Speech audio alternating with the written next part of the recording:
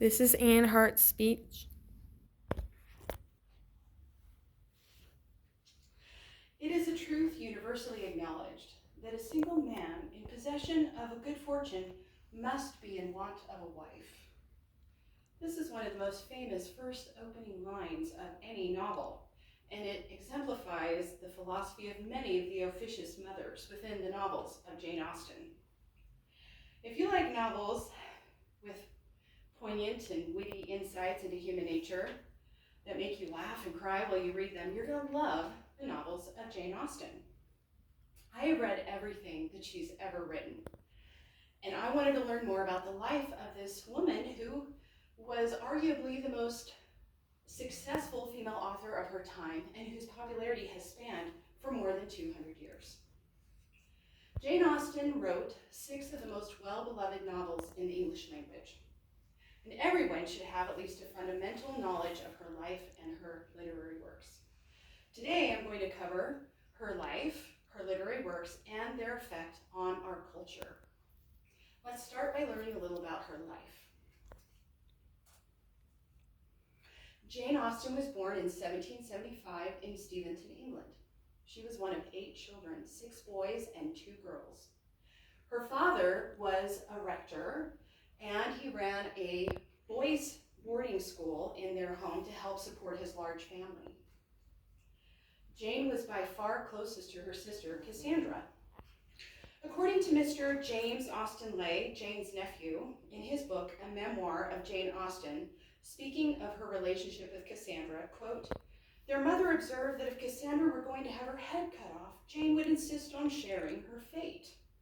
This attachment was never interrupted or weakened. They lived in the same home and shared the same bedroom till separated by Jane's too early death," close quote. Jane had very little formal education, but she thrived on access to her father's extensive library. In the Austen biography by Claire Tomlin, Jane Austen, A Life, she said, "In this atmosphere, the young Jane Austen began writing, and between the ages of 11 and 17, she wrote a series of stories, sketches, and fragments to entertain her family and friends," close quote. While she lived in Steventon, she produced the first draft of what would later become Sense and Sensibility, Pride and Prejudice, and Northanger Abbey. Her family left their home in Steventon in 1801, and Jane went through a dry spell with her writing because her family was going through financial hardship and she just couldn't bring herself to do much writing. Until 1809, when her older brother, Edward, inherited a large estate in Chawton, England, and was able to provide a home for his sisters and his mother.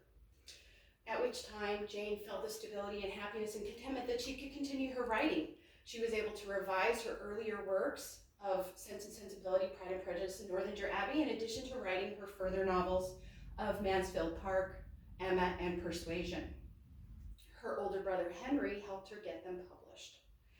In fact, her book Emma was published by the most fashionable publisher of the day, John Murray, and was dedicated by permission to the Prince Regent. Speaking of the last days of her life, in an article by BritishHeritage.com, quote, "Jane lived at Chawton until her declining health made it necessary for her and Cassandra to move to Winchester, where she could be closer to expert medical care due to her degenerative state of health."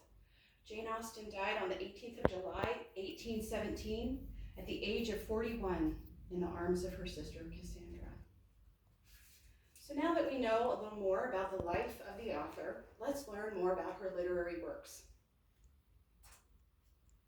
With a popularity spanning more than 200 years and translated into 35 languages, Jane Austen's novels have made their mark across cultures, across the globe, and through centuries.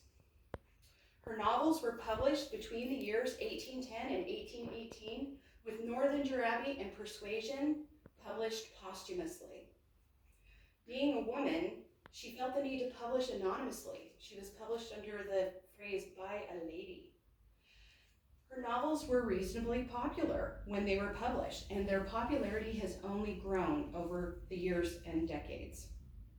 Whether you're reading about the Dashwood sisters in Sense and Sensibility, Elizabeth Bennet and Mr. Darcy in Pride and Prejudice, Poor Fanny Price in Mansfield Park, the comedy of Emma Woodhouse and Emma, Catherine Morland of the crazy, overactive imagination in Northanger Abbey, or Anne Elliot in Persuasion. You will find something to entertain, relatives and neighbors to hate or to laugh at, and the pursuit of marital bliss to cheer on. Now that we know a little bit about her literary works, let's talk about how they have affected our culture.